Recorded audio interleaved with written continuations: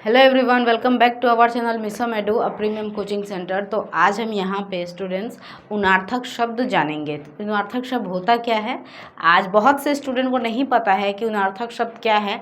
पता भी है तो ठीक से जानकारी नहीं होती है कि उसके पहचानेंगे कैसे। तो आज का क्लास बहुत ही इंपॉर्टेंट है और ज़्यादा बड़ा नहीं होगा। आज का क्लास बहुत ही छोटा होगा, बहुत कम समय में आप लोग को समझ में आ जाएगा। तो आज हम उनार्थक शब्द पढ़ेंगे, ठीक है। तो स्टार्ट करते हैं।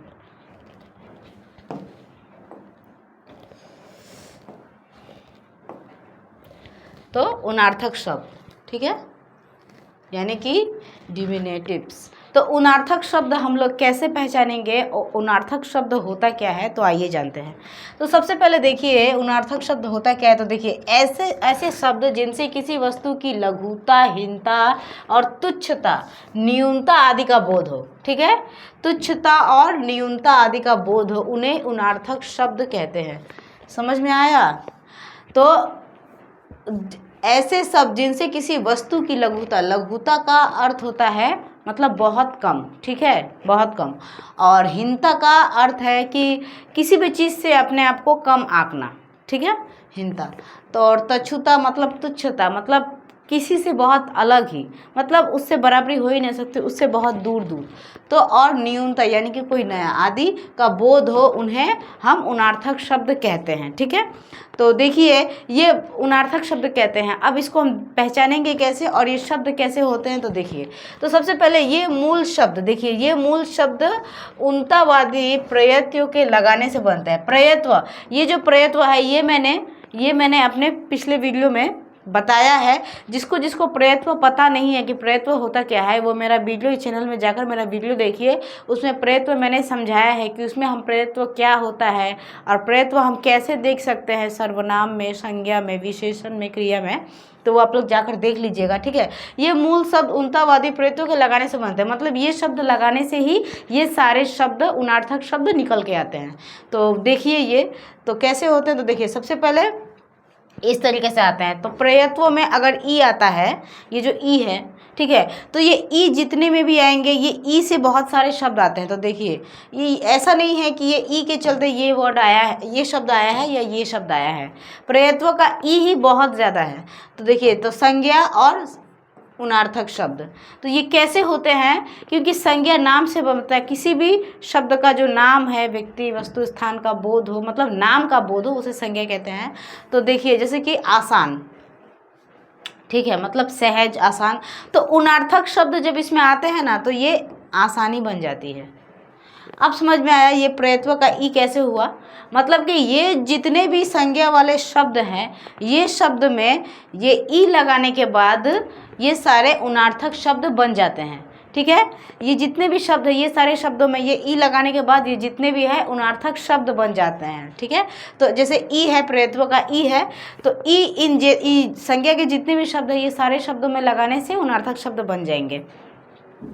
तो वही बहुत इजी है, आप लोग अच्छे से देख लीजिए, कुछ करना नहीं है। अगर बोर्ड एग्जाम में आ जाए कि उनार्थक जो शब्द होते हैं उसको कैसे पहचानें, या अगर ऐसा सारा शब्द दे दे, ठीक है, तो उसमें बोले कि आप इनको उनार्थक शब्द बनाइए या इसको उनार्थक शब्द में बदलिए, तो कुछ नहीं करना है, बस उसमें ई जोड़ना है, ठीक है। तो वैसे ही जैसे कि देखिए ये संज्ञा है, ये सारे संज्ञा के शब्द हैं, ठीक है, ये सारे संज्ञा के शब्द हैं। तो संज्ञा का शब्द जो है आसान, तो इसमें ई लगा देंगे, प्रयत्व का ई, तो क्या हो जाएगा, आसानी। तो ये उनार्थक शब्द बन गया। तो बहुत इजी है उनार्थक शब्द बनाना और पहचानना, ये कोई भी कर सकता है। बस देख लीजिए, ये लघुता, हीनता, तुच्छता, न्यूनता आदि का बोध करवाता है, बस ये जान लीजिए। लघुता का अर्थ होता है बहुत कम, और हीनता का अर्थ होता है मतलब किसी भी चीज़ से अपने आप को कम आंकना। और तुच्छता का अर्थ एकदम अलग ही होता है कि आप एकदम मतलब उसमें जा ही नहीं सकते, उस शब्द को छू ही नहीं सकते, ऐसी तुच्छता होती है। और न्यूनतम यानी कि नया, मतलब नए तरीके से उस शब्द को बनाना, तो उसका बोध आदि, उन्हें हम उनार्थक शब्द कहते हैं। और ये कुछ मूल शब्द है, मतलब कि मूल शब्द, इसमें यहाँ पे कोई भी शब्द आ सकता है, बस आप लोग इसको पहचान लीजिए। तो कोई भी शब्द हो, आप उसमें प्रयत्व लगाकर उसको उनार्थक शब्द बना सकते हैं, ठीक है। तो आसान का आसानी हो गया उनार्थक शब्द में। कटोरा है, ठीक है। यहाँ पे संज्ञा इसलिए दी गई है क्योंकि ये नाम है, तो नाम तो संज्ञा का ही दूसरा अर्थ होता है ना, तो इसलिए यहाँ पे संज्ञा दी गई है। तो जैसे कि आसान है तो इसका आसानी हो गया, कटोरा है तो इसका कटोरी हो गया। मतलब उनार्थक शब्द ई जोड़ देंगे, इसमें हम ई जोड़ देंगे तो ये का क्या हो जाएगा, उनार्थक शब्द हो जाएगा। कसला हो गया तो कसली, खुरपा हो गया तो खुरपी। मतलब यहाँ पे जितना भी है, चमड़ा का चमड़ी, झोला का झोली और टोकरा का टोकरी, तो ये जितने भी है ये सारे ई लगाने के बाद क्या बन जाएंगे, उनार्थक शब्द बन जाएंगे। अब आपको लोगों को समझ में आएगा कितना इजी है। तो मैंने बोला ही था ज़्यादा बड़ा नहीं होगा। तो और 2-4 शब्द है वो भी देख लीजिए। अब जो ये है तो ये सब भी वही है, बस आप लोगों को ई जोड़ना है, ठीक है, कुछ भी नहीं है, बस आप लोगों को ई ही जोड़ना पड़ता है। तो कैसे, देखिए ढोल, ढोल का क्या हो गया, ढोलक।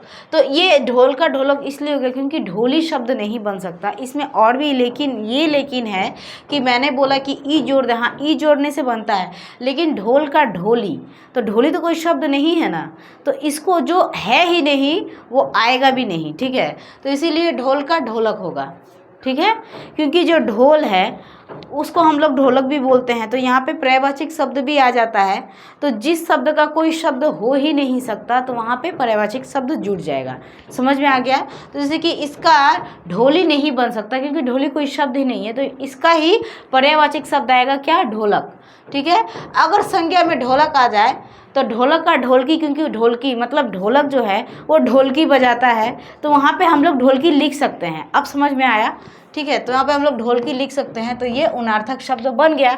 अच्छा, थाल का थाली होता है तो यहाँ पे उनार्थक शब्द बन गया। रस्सा का रस्सी होता है क्योंकि रस्सा भी होता है तो इसीलिए रस्सी, ठीक है। हथौड़ा का हथौड़ी हो गया। अच्छा, बहू का बहूटी हो गया, ठीक है, बहूटी। और आत का आतरी, क्योंकि यहाँ पे बड़ी री भी आती है। और टांग का टंगरी।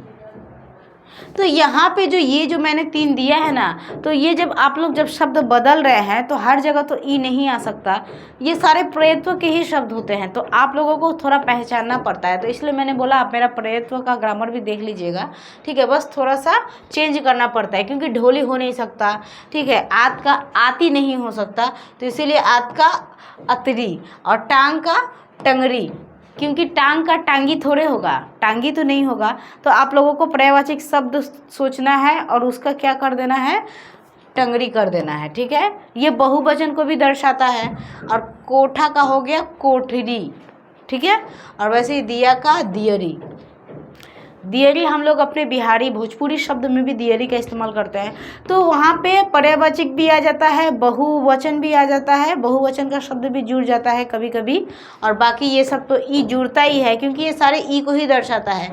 ये जो है ये ई को दर्शाता है, ये भी ई को ही दर्शाता है, तो यहाँ पे ई ही जुड़ता है, ठीक है। और अगर उसका कोई दूसरा शब्द बन ही नहीं सकता, ठीक है, उसका कोई दूसरा शब्द जब बन ही नहीं सकता तो आपको उसको पर्यायवाची शब्द में सोचना है।